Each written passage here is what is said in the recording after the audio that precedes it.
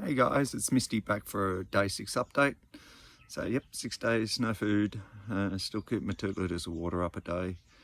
I'm starting to get starting to get a bit of traction. So hopefully I get a phone call from Nikita at the ABC on Friday morning, just to do a quick summarisation, I suppose, and see what she can do for me.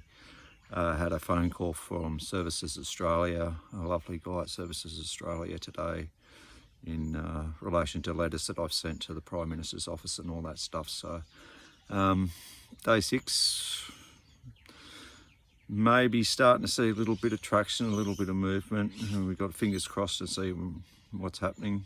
As far as how the health's going, obviously I've got no energy at the moment. I'm feeling pretty tired and just getting a bit dizzy and lightheaded, and so I'm definitely feeling it at this point. So day 6, the appetite, the hunger's really starting to kick in now. So anyway, so I was going to start telling people why.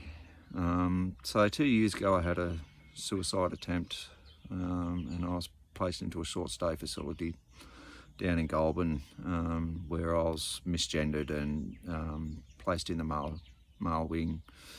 And then when I dared complain, I was told I wasn't being very compliant and put into the HDU section. So basically it's solitary confinement overnight. And yeah, all because I dared complain that the Indian staff were not using my proper gender and pronouns and all that sort of stuff. So when I came out of that, I knew that that would have destroyed a younger person, especially like a younger trans person. So I decided that I would retrain and move into mental health peer support work for trans youth. And so getting out of my hometown of Mossvale was one of the main things I needed to do, because after I was in there, I spent a week up here in Foster at a friend's place, and I just felt so at home here, so peaceful, and so I started the paperwork and everything. So all the paperwork was put in for an immediate move on mental health grounds. That was back in end of April, beginning of May of 23. I sat in the house in Mossvale until January 24. During that period of time, obviously, I'd been trying to get some sort of movement on the move. I'd been contacting Rose Jackson's office, all that sort of stuff. So after that, my suicidal ideation was obviously, so I left the house because I really didn't feel like I had any option but to become homeless. People can say, well, you had a house, but it was either I stay in that house and kill myself, or I get out of there and I come up here and I start pushing from this end, and trying to get a house from this end.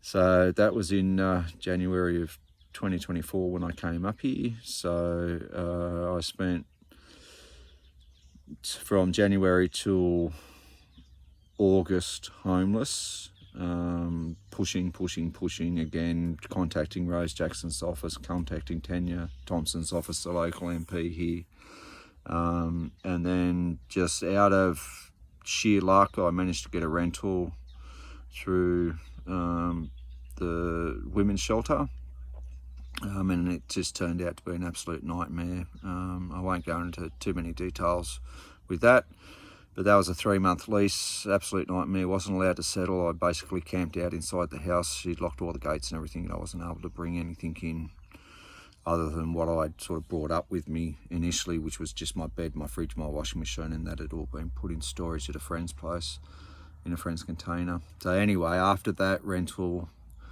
came finished, I went to a friend's place for a couple of days, and that didn't work out either. So I ended up just coming back out here and setting up a tent and becoming homeless again. And that was in December of last year, 20th of December of last year. So Now I've been out here coming up on nearly 3 months, and in that time I've been trying to apply for private rentals, but as you know, the rental market is just stupid at the moment.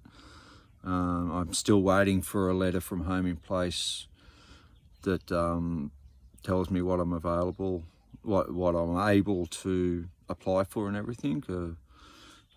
So this is why after a long 10 years, and I can expand more and more, and the longer this goes on, I'll probably expand more and more and more, but it's been a very long 10 years, and after a very long 10 years of transitioning, trying to get work, just being left on the dole, and then put on a disability pension, and then you know, all the mental health issues and everything. I feel like I have no voice, I have no rights in this country as a trans person, and my only option left is non-violent protest, and this is what I've chosen to do in the form of a hunger strike. So if you're watching and you're taking an interest in this, I appreciate it, and I'm not going to sign off with that fight stuff.